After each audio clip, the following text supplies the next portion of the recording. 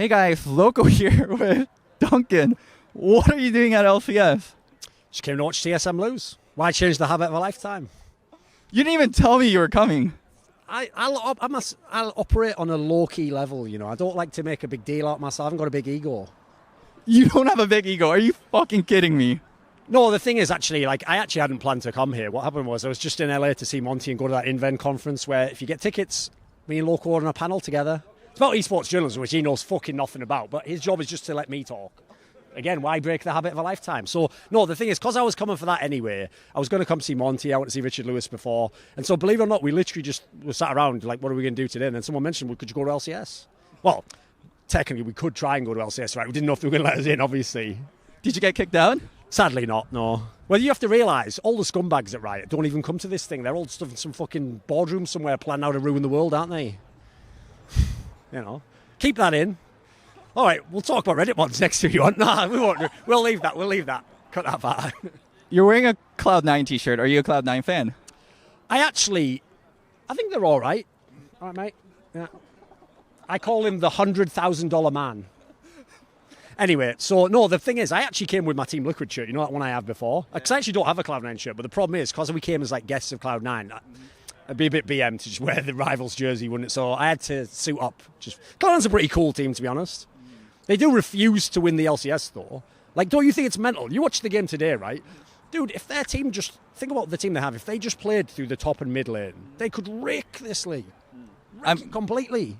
For this split, I think they'll do that much, much more. Licorice has been so fucking good, and Niski's developing. I definitely do think they'll be a very solo lane-oriented, like, top-sided team. And they would be amazing if they would. Like, they have the team with the most potential, but I don't know, it's a bit depressing, isn't it? So we have the big three, TL, C9, TSM. Is there any team outside of the big three you're expecting to do well? By the way, I can't handle this. I know your cameraman won't be able to see it, but a guy, actually, there was a TSM fan, right? No joke. He had a sign that said TSM is life. He must be a fucking white out of Game of Thrones or something. What life's he getting? Anyway, whatever. Go on. What did you ask? What was the question? I forgot it. Do you want me to bring him in for the interview and we'll talk to him real quick? Sure, you want. Sure. Yeah. Hold the mic for 1 sec. All right. There we go. Just wait for him to come. He'll be over in a second. Imagine that. TSM is life. All right, mate. Right. So here's the TSM is life guy. Let's ask him. Yes. Why is TSM life? Because TSM is life. That's all there needs to be said. They haven't given you much life today, mate. You're a zombie. Yeah. No, they really didn't. I was very not so happy watching that. What do you think of the Azir pick?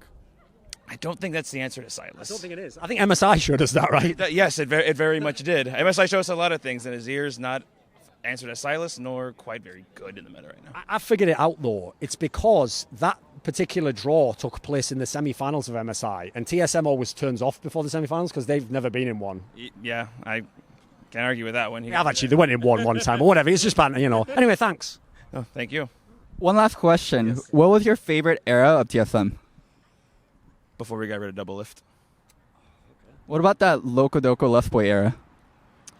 Oh yeah, that's I completely forgot. I love that era because it's easy to forget. It created one of the greatest jokes. You know, why did Locodoco's up teams rest in peace TSM, Dyrith, and Left Boy. Yes, so exactly, yes. It was that was close. Double is here, you and Left Boy are right here. All right. Thank you so much. Thank you. Wow. Just random interruption there. Yeah. So, Duncan, you're here in LCS. What do you think about the studio, and what do you think of like the kind of franchise that Riot has built? Well, actually, the funny thing is, this is actually the same place. I think I came like in 2015, so 4 years ago, when I came to do those interviews with the C9 players. It's the same exact venue, but it already looked good then, actually. It's a pretty legit like TV studio. Seems pretty professional. I actually think the franchise and stuff is a good idea. You can see how it obviously could benefit people. I think they should have just done it ages ago. You know, if they'd done this like 3 or 4 years ago, imagine where it could be now.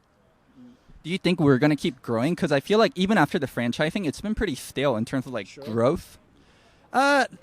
I know what you mean, but the thing is, to be fair, that's what Riot messed up, which is because they never put proper effort into sponsors and stuff like that. They're starting at ground zero on that pretty much. So they're having to learn that and get the right people in to get the sponsorships.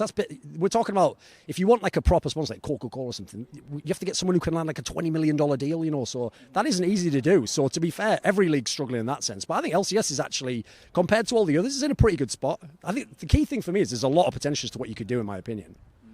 They haven't hit the cap. So there's all this talk about esports is in a bubble and the bubble's about to pop. I think League of Legends is actually kind of protected from that bubble because we grew organically. What's your take on that? Yeah, I kind of agree. Like, here's the difference: is some other games could just die tomorrow if the bubble burst. I do think that League of Legends would stay around and it would just go down a little bit, but it would still maintain most of the player base. Obviously, that's not going to disappear. People watching the game. I do think the money part is probably a bubble. But then again, as people have argued, if you look into like a lot of like growing industries, they all basically like that at the beginning. So it's kind of just the way of the world, I think. So final questions. Are you actually hostile with rioters? So when they see you walk in there, do they give you stink eyes? Like, do people look at you weird? I don't think so. Here's the thing: I've never even really had any like interactions with rioters. I've never had any bad conversations. I think they're just like that old meme. They're scared of the alpha. Like I walk in, they start looking down nervously to the edge of the ground. They start like telling their girlfriend, "Go home now, go home immediately now." And then they're just worried about what happened. You have to understand, I'm just a cool guy. If you're polite to me, if you're nice, then what could go wrong? Tune into the next episode, listen local, see if that's true. Well, Duncan, thank you so much for the interview. And next time you're in LA, let me know so we can actually make plans. All right, fair enough. I hope you guys enjoyed the content and don't forget to sub. Hey guys, Listen Loco is now on Spotify and iTunes, and we also launched a Patreon. Indeed. So if you want to support us, but crucially, I was actually told, by the way, by Patreon people, that the best angle to do it is you don't sell the fact of like, please guys, just give me money, I'm poor, I need money. What you do instead is you tell them the perks they get of it, Now, you're not getting perks, like he's a really good European player, you'll never have players like that on the LCS. But I mean perks as in like the benefits of doing it. So for example, what do you get on the different tiers? What goodies can people get? So we'll do a kind of a credit after every episode where people can see their names, and also if you support us enough, Thorin will actually say your name out loud at the end of the show. And if you support us a lot, we will take your topics and questions and guest requests, long as we can get them. And if you support us so much, we'll give you a personal phone call once a month where you can talk to us. All right. I wasn't actually aware of that last one, but fair enough. You'll call them, okay? And you'll talk to them if they donate enough. Yeah. I'll just get your headset. I'll be like, hello, this is Loco Patreon, and would you like some insurance? Patreon.com/listenloco. Support us. Thank you so much to Lowkey community for making this interview happen. If you guys want to support them, the link is going to be down in the bio.